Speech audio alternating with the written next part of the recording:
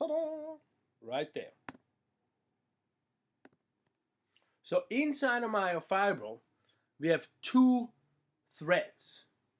We have a thin one, and they call the thin one actin. Here, see that word? Actin. I know, weird word. And that one is the one that's just basically a rope. And that rope is anchored at these ends here where that yellow stuff, the tubules, came down. And so that's where we anchor those actins. And they anchored along the whole length of the muscle until the muscle becomes a tendon and anchors into the bone. So essentially, there's a rope that goes all the way along. And we have many, many of these in each of the myofibrils, which the myofibrils make up, many of them parallelly arranged, make up a muscle fiber. So I know it's very complicated because it's multiple layers that look similar. They get smaller and smaller. But now, surrounding this small little actin is a thick filament and a thread, and the thick thread is called a myosin. They call that a myosin. See here, myosin. I know, whatever, right? They just have to come up with these words. And those myosins actually have heads. See, this is actually a myosin here, thick filament, and you see there's a head. See those heads? They have heads, and those heads then grab onto the actin, the ropey thin filament, and pull the muscle attachments closer to one another. So what they do is they do this motion. They attach to the thin thread and they go boom, and then detach. And then the head goes back to this, and then they go attach again and go boom. And that's how they actually function and bring the muscle ends closer to one another. Does that make sense? I know it's a little bit complicated, but I try to, make it conceptual. I know there's a bunch of words. But let's go a little deeper.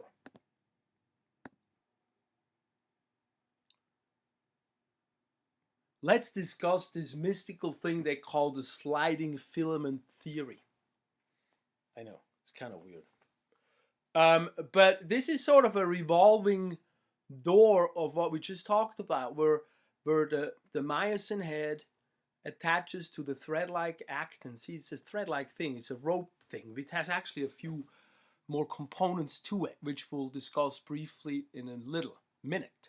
But see, that head goes on to this actin, and then it moves boing one way, and then it detaches from this actin, and then the head gets to go back into this upright position to then just re-glue itself onto the actin and do this over and over again. And in that process, it basically pulls the actin past itself, and when you magnify that and multiply that by a gazillion, you have a muscle contraction happening because these two threads move past one another. It's like a little bit of a tug of war that way.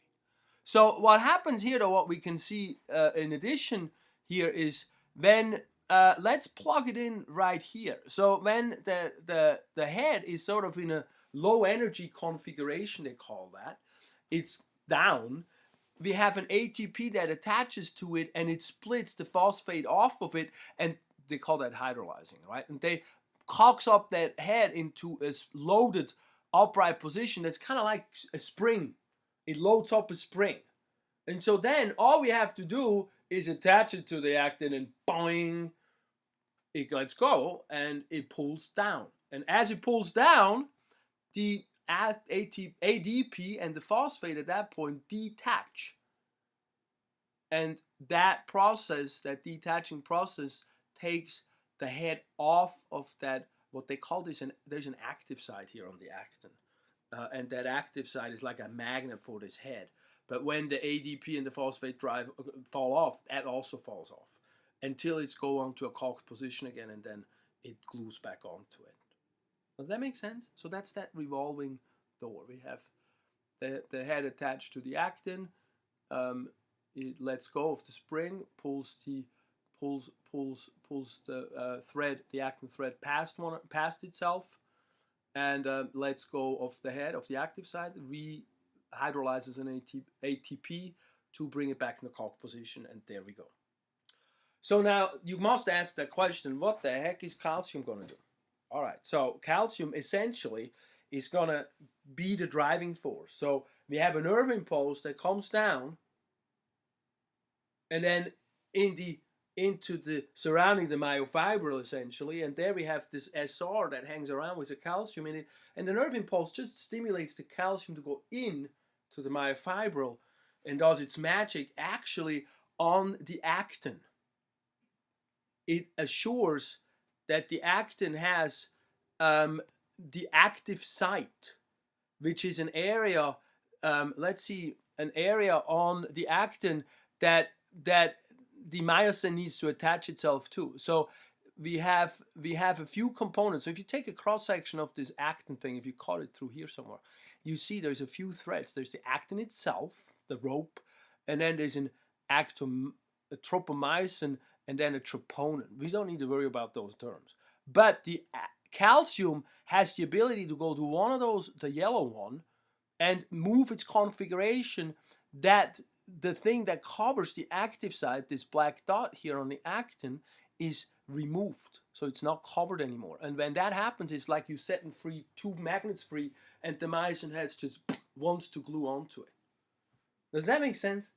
So all the calcium does really is takes that little orange rope here, the tropomyosin, and moves it past away from the active site to free it up when calcium is present, so the myosin can attach to the actin. And of course, when calcium is not present, when a muscle reaction is finishing, guess what? The calcium goes away. This reverses. The active site is covered with the tropomyosin, and no myosin head is going to attach to the active site. Therefore, we have no muscle contraction.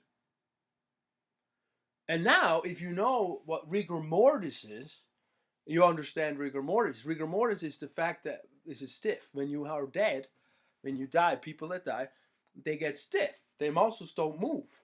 Because what happens is you have all the calcium released into the myofibril, so all these active sites are empty and the myosin head can attach to it, but you have no ATP to make that head go up and release and attach and cock itself up and so forth. So you cannot do the sliding filament theory anymore.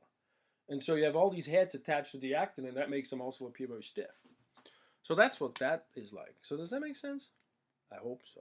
Because now we're going to do it one more time. Look at that.